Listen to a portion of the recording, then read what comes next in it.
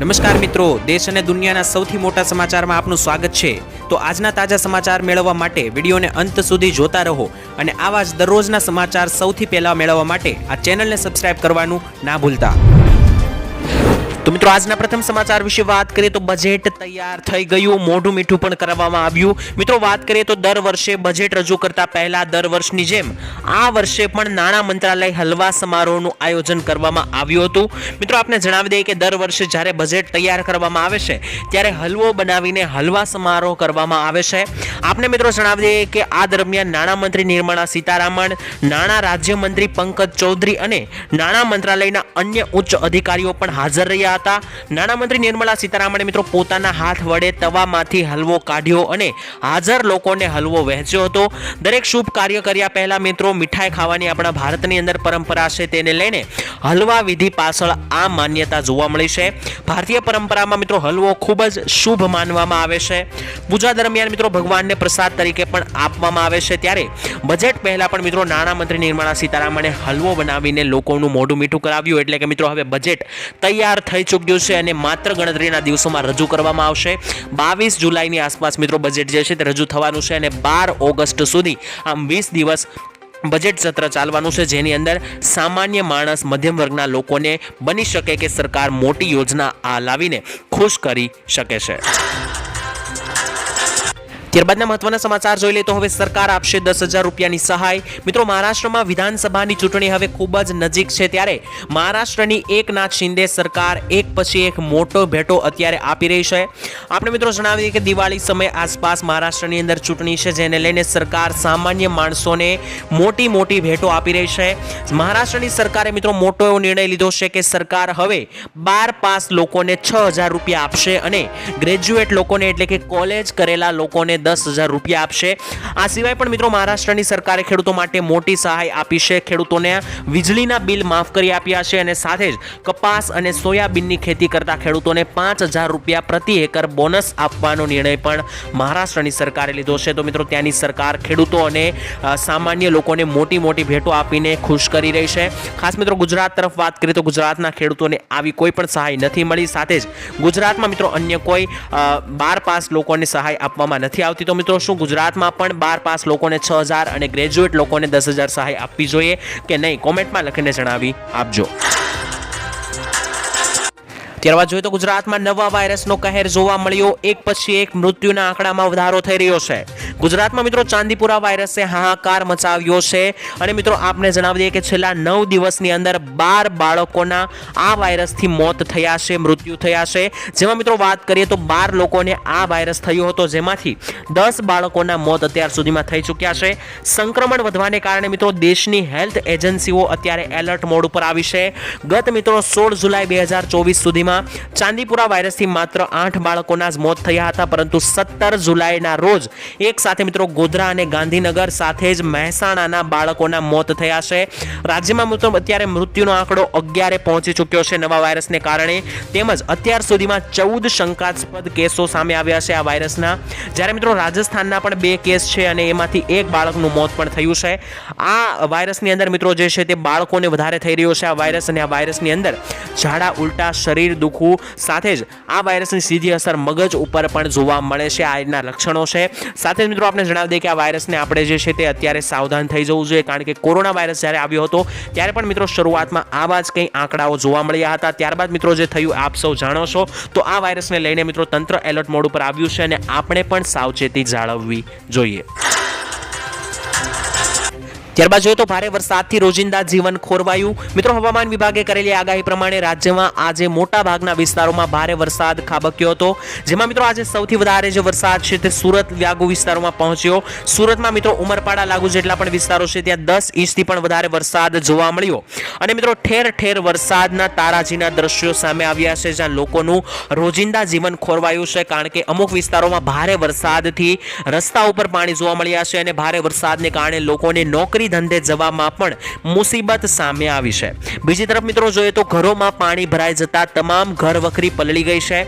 બીજી બાજુ ખેતરોમાં પણ મિત્રો પાણી ભરતા ખેડૂતોની નુકસાનીની અંદર પણ વધારો થવાની ભીતિ સર્જાઈ છે અને ઠેર ઠેર મિત્રો બ્રિજ પણ તૂટી ગયા છે. આ મિત્રો છેલ્લા 2 દિવસના આંકડા છે. આપણે મિત્રો પહેલા પણ આગાહી કરીને જણાવવામાં આવ્યું હતું કે 16, 17 અને 18 તારીખ ગુજરાતમાં મેઘતાંડવ જોવા મળશે, જે મિત્રો જોવા મળ્યું અને 16 તારીખે મિત્રો ઘણો એવો વરસાદ જોવા મળ્યો હતો. મોટાભાગના વિસ્તારોમાં સૌથી વધારે વરસાદ મિત્રો ઉમરપાડામાં 10 ઇંચથી વધારે નોંધાયો હતો. ત્યારબાદ જોઈએ તો બજેટમાં કોને થશે કેટલો ફાયદો, આવો જાણીએ. મિત્રો મોદી સરકાર પોતાના ત્રીજા કાર્યકાળનું પ્રથમ બજેટ રજૂ કરવા જઈ રહી છે, ત્યારે બજેટ 2023 જુલાઈએ મિત્રો રજૂ થવાનું છે. આપણે જણાવી દઈએ કે અત્યારે આશાઓ એવી વ્યક્ત કરવામાં આવી રહી છે કે મહિલાઓ માટે મોદી સરકાર બજેટમાં ખાસ જાહેરાત કરી શકે છે. સરકાર મિત્રો દેશમાં મહિલાઓ માટે મધ્યપ્રદેશની જે યોજના છે, જે મિત્રો શિવરાજસિંહ ચૌહાણે શરૂ કરી હતી, લાડલી બહેન યોજના, તે મિત્રો મધ્યપ્રદેશ રાજ્ય સરકાર મહિલાઓને આ યોજના અંતર્ગત 1250 રૂપિયા દર મહિને આપતી હતી. તો હવે કેન્દ્ર સરકાર પણ મધ્યપ્રદેશ સરકારની યોજના દેશભરમાં લાવી શકે છે અને સમગ્ર ભારત દેશની મહિલાઓને આ યોજના અંતર્ગત પૈસા મળી શકે છે. જેને લઈને મિત્રો સમાચાર આવી રહ્યા છે કે બની શકે કે લાડલી બહેન યોજના જે છે તેને લઈને બજેટમાં જાહેરાત કરવામાં આવી શકે છે. સરકાર મિત્રો 23 જુલાઈ બજેટ રજૂ કરવાની છે અને બજેટમાં લાડલી બહેન યોજનાની જાહેરાત થાય છે કે નહીં તે આપણને 23 જુલાઈ ખબર પડી જશે. સરકાર મિત્રો બજેટમાં ઇન્કમ ટેક્સ પેયર્સને પણ રાહત આપવાની સાથે કિસાનો, યુવાઓ અને મહિલાઓ માટે મોટી જાહેરાત કરી શકે. સાથે જ સરકાર મિત્રો મહિલાઓ માટે આ યોજનાની જાહેરાત કરી શકે. તે સિવાય મિત્રો મહિલાઓની કેટલીક માંગણીઓ છે સરકાર પાસે, જેમ કે ગેસ સિલિન્ડરનો ભાવ સસ્તો કરવો, સાથે જ મહિલાઓને દીકરીઓને મફત ભણવાનું શિક્ષણ આપવું, આવી કેટલીક માંગણીઓ સાથે મિત્રો મહિલાઓએ બજેટથી આશાઓ રાખી છે. ત્યારબાદના સમાચાર વિશે મિત્રો વાત કરીએ તો કૃષિ મંત્રીની મોટી જાહેરાત, ખેડૂતોને મળશે 20,000 રૂપિયા. મિત્રો કૃષિ મંત્રી રાઘવજીભાઈ પટેલે જણાવ્યું છે કે શાકભાજીની ખેતી પ્રાકૃતિક ખેતી પદ્ધતિથી કરતા હોય તેવા ખેડૂતોને બિયારણ અને પ્રાકૃતિક ઇનપુટ જેવી ખેતી ખર્ચ માટે સરકાર પૈસા આપશે. શાકભાજીની પ્રાકૃતિક ખેતીને મિત્રો પ્રોત્સાહન આપવા માટે સરકાર પૈસા આપી રહી છે અને પ્રતિ હેક્ટર 20,000 રૂપિયાની સહાય જે છે તે પ્રાકૃતિક ખેતી કરતા ખેડૂતોને આપવામાં આવશે. આ યોજનાના અમલીકરણ માટે મિત્રો રાજ્ય સરકાર દ્વારા અંદાજપત્રમાં 1,000 લાખની રકમ ફાળવવામાં આવી છે. મિત્રો કૃષિ મંત્રી રાઘવજીભાઈ પટેલે જણાવ્યું છે કે શાકભાજીની ખેતી કરતા સાથે જ બાગાયતી પ્રાકૃતિક ખેતી કરતા ખેડૂતોને 20,000 રૂપિયા પ્રતિ એકર સરકાર આપશે, જેથી કરીને મિત્રો વધારે લોકો જે છે તે પ્રાકૃતિક ખેતી તરફ વળે અને પ્રોત્સાહન મળી શકે. અને આના માટે મિત્રો સરકારે 1,000 લાખ રૂપિયાની રકમ પણ ફાળવી દીધી છે. ત્યારબાદના મહત્વના સમાચાર જોઈએ તો મિત્રો ખેડૂતોને મળશે મોટી રાહત. મિત્રો ખેડૂતોની લોન માફી સમગ્ર દેશમાં સૌથી વધુ ચર્ચાનો અત્યારે વિષય બન્યો છે. તેવામાં તેલંગાણાની સરકારે ખેડૂતોની લોન માફ કરવા માટે મોટો નિર્ણય લીધો છે. તેલંગાણાની અંદર મિત્રો સીએમ રેવંત રેડ્ડીએ લોન માફી યોજનાની જાહેરાત કરી દીધી છે. તેમણે મિત્રો જણાવ્યું કે 11 ડિસેમ્બર 2018 થી લઈને 9 ડિસેમ્બર 2023 વચ્ચે જે પણ લોન લેનારા ખેડૂતો છે તેને 2 લાખ રૂપિયા સુધીની લોન સંપૂર્ણપણે માફ કરી આપવામાં આવશે. આ પહેલા મિત્રો ઝારખંડની સરકાર પણ ખેડૂતોની 2 લાખ રૂપિયાની લોન માફ કરી છે અને હવે તેલંગાણાની અંદર પણ મિત્રો સરકારે જે છે તે લોન માફ કરવાને લઈને સમાચાર આપ્યા છે. તો મિત્રો ઘણા બધા રાજ્યોની અંદર લોન માફ થઈ રહી છે, પરંતુ ગુજરાતમાં ખેડૂતોના દેવા માફી અને લોન માફી અંગે કોઈ હજુ સુધી જાહેરાત કરવામાં નથી આવી. જો મિત્રો ગુજરાતમાં પણ 2 લાખ રૂપિયા સુધીની લોન માફ કરવામાં આવે છે તો 90% જેટલા ખેડૂતો જે છે તે લોન અને દેવામાંથી બહાર નીકળી શકે છે તેવું આંકડાઓ જણાવે છે. તો મિત્રો શું ગુજરાતમાં પણ ખેડૂતોને લોન માફી કરી આપવી જોઈએ કે નહીં, તમારું મંતવ્ય શું છે કોમેન્ટમાં લખીને જણાવી આપજો. ત્યારબાદના મહત્વના સમાચાર જોઈએ તો મિત્રો મોંઘવારીમાં થયો મોટો વધારો. મિત્રો ચોમાસાનો સમય ચાલી રહ્યો છે ત્યારે શાકભાજીના ભાવ અત્યારે આસમાને પહોંચ્યા છે, જેમાં ટામેટા અને લીલોતરી શાકભાજીની આવક ઓછી થવાને કારણે છેલ્લા ઘણા સમયથી મિત્રો ભાવ અત્યારે આસમાને પહોંચી રહ્યા છે. વેપારીઓના જણાવ્યા મુજબ મિત્રો ટામેટાની આવક ઓછી આવવાને લીધે ભાવમાં વધારો થયો છે અને ટામેટાએ મિત્રો સેન્ચુરી વટાવી દીધી છે, એટલે કે 100 રૂપિયાને પાર પ્રતિ કિલો ટામેટાના ભાવ અત્યારે પહોંચી ગયા છે. છેલ્લા ઘણા સમયથી મિત્રો શાકભાજીના ભાવ પણ વધારે ચાલી રહ્યા છે, જેનું કારણ એ આપવામાં આવ્યું છે કે અત્યારે શાકભાજીની આવક ઓછી થતી હોવાથી વધારે ભાવ રાખવામાં આવ્યો છે અને દર વર્ષે મિત્રો ચોમાસા સમય આસપાસ ભાવ વધારો કરવામાં આવે છે. અને મિત્રો લગાતાર મોંઘવારી વધતા ગૃહિણીઓનું બજેટ જે છે તે ખોરવાઈ રહ્યું છે. ત્યારબાદ મિત્રો જોઈએ તો ગુજરાતમાં આ શહેરોની અંદર નોનવેજ ઉપર પ્રતિબંધ મૂકવામાં આવ્યો છે. મિત્રો ભાવનગરના પાલિતાણા શહેરોમાં નોનવેજ ખાતા અને વેચવા પર સંપૂર્ણ પ્રતિબંધ મૂકી દેવામાં આવ્યો છે. આ મિત્રો એક ઐતિહાસિક નિર્ણય પણ ગણાવી શકાય તેમ છે, કારણ કે જૈન સમુદાય દ્વારા મિત્રો સતત નોનવેજને લઈને વિરોધ કરવામાં આવતો હતો. 2014માં મિત્રો 200 થી વધારે કસાઈની દુકાનો બંધ કરાવવાની માંગ સાથે ભૂખ હડતાલ પણ કરી હતી.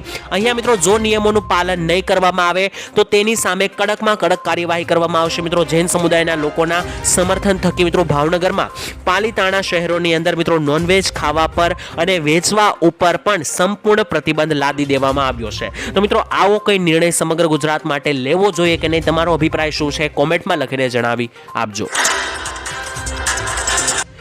તો મિત્રો આજના પ્રથમ સમાચાર વિશે વાત કરીએ તો ગુજરાતમાં આગામી 4 દિવસ ચેતી જજો. મિત્રો ગુજરાતમાં મેઘરાજાની એન્ટ્રી થઈ ગઈ છે, જે ભયંકર વરસાદની આગાહી છેલ્લા 5 દિવસથી કરવામાં આવતી હતી તે મિત્રો આજે શરૂ થઈ ગયું છે.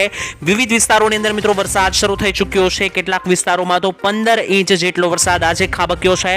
વાત કરીએ તો મિત્રો આજથી આગામી 5 દિવસ હજુ વરસાદનું જોર વધવાનું છે. ખાસ 17, 18, 19 અને 20 જુલાઈ સુધી માછીમારોને દરિયો ન ખેડવા માટે પણ સૂચના આપવામાં આવી છે.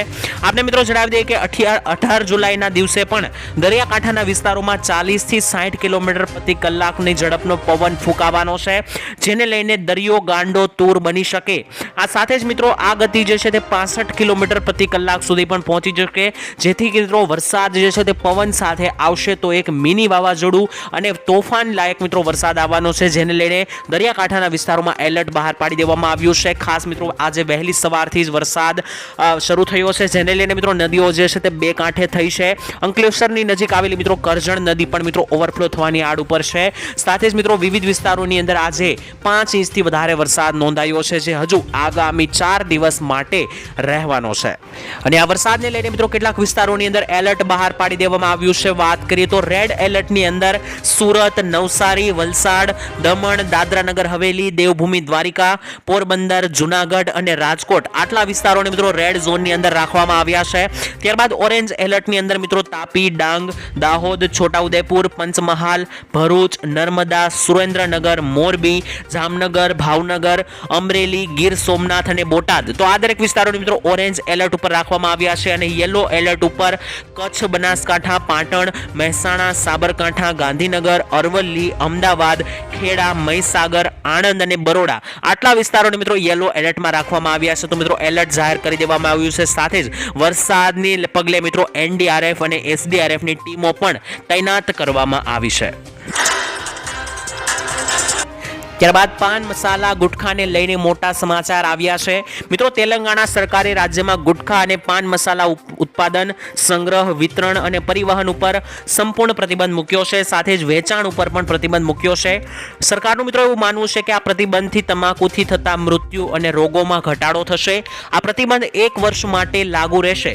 તમને મિત્રો જણાવી દઈએ કે ગુટખા અને પાન મસાલામાં તમાકુ અને નિકોટિન આવે છે, જે મિત્રો શરીર માટે ખૂબ જ ખતરનાક હોય છે. ભયજનક અને જાન લેવા રોગ પણ થઈ શકે છે આ નિકોટિન અને તમાકુને કારણે, જેથી કરીને મિત્રો તેલંગાણાની સરકારે મોટો નિર્ણય લીધો છે. ખાસ તમાકુ અને ગુટખા અને પાન મસાલાના મિત્રો વેચાણ, સાથે જ પાન મસાલાની દરેક વસ્તુનું ઉત્પાદન, સંગ્રહ, વિતરણ આ દરેક વસ્તુ પર પ્રતિબંધ મૂક્યો છે. તો શું મિત્રો ગુજરાતમાં પણ આવું કંઈ કરવું જોઈએ કે નહીં, કોમેન્ટમાં લખીને જણાવી આપજો. ત્યારબાદ મિત્રો જોઈ લે તો આ યોજનાની અંદર પૈસા ડબલ થશે. મિત્રો જો તમે પણ પૈસા ડબલ કરવા માંગો છો તો આ યોજના વિશે જાણી લેજો. સરકાર દ્વારા મિત્રો ખેડૂતો માટે કિસાન વિકાસ પત્ર યોજના શરૂ કરવામાં આવી છે. ખેડૂતોએ મિત્રો આ યોજનાની અંદર રોકાણ કરવાનું હોય છે અને આમાં ખેડૂતોને પાત્ર ખાતરીપૂર્વકનું વળતર જ નહીં પરંતુ બમણા પૈસા આપવામાં આવે છે. આ યોજના હેઠળ મિત્રો ખેડૂતોને રોકાણ પર 7.5% વ્યાજ મળે છે. આવી પરિસ્થિતિમાં મિત્રો ખેડૂતોના પૈસા જે છે તે માત્ર 115 મહિનાની અંદર જ ડબલ થઈ જાય છે. અને આ યોજનામાં લઘુત્તમ 1000 રૂપિયાનું રોકાણ તમારે કરવાનું હોય છે. યોજનાનો મિત્રો તમે લાભ લેવા માંગો છો તો પોસ્ટ ઓફિસમાં જઈને તમારે ફોર્મ ભરવું પડશે. યોજનાનું નામ છે PM વિકાસ પત્ર યોજના અને ખેડૂતો માટે મિત્રો આ યોજના ચલાવવામાં આવે છે, જેમાં પૈસા ડબલ થઈ શકે છે. ત્યારબાદના મહત્વના સમાચાર જોઈએ તો મિત્રો મોદી સરકાર લાંબો સમય નહીં ચાલે તેવું મમતા બેનર્જીએ જણાવ્યું. મિત્રો પશ્ચિમ બંગાળના મુખ્યમંત્રી મમતાએ આજે મુંબઈમાં ઉદ્ધવ ઠાકરે સાથે મુલાકાત કરી હતી અને આ બેઠક બાદ મિત્રો તેમણે મીડિયા સાથેની વાતચીતમાં મોદી સરકાર પર પ્રહારો કરતા કહ્યું હતું કે મોદી સરકાર અત્યારે અસ્થિર છે. તેમણે મિત્રો કહ્યું કે અત્યારે સંભવ છે કે સરકાર બહુ દિવસ સુધી નહીં ચાલે. ખેલ શરૂ થઈ ગયો છે અને આ સરકાર સ્થિર નથી. ટૂંકમાં મિત્રો મમતા બેનર્જીએ એવું જણાવ્યું કે નરેન્દ્ર મોદીની સરકાર અત્યારે નબળી પડી રહી છે અને ટૂંક જ સમયમાં જે છે તે આ સરકાર નહીં ચાલે, સરકાર પડી જશે તેવું મિત્રો મમતા બેનર્જીએ કહ્યું છે. તો મિત્રો મમતાની આ વાતથી તમે સહેમત છો કે નહીં, કોમેન્ટમાં લખીને જણાવી આપજો.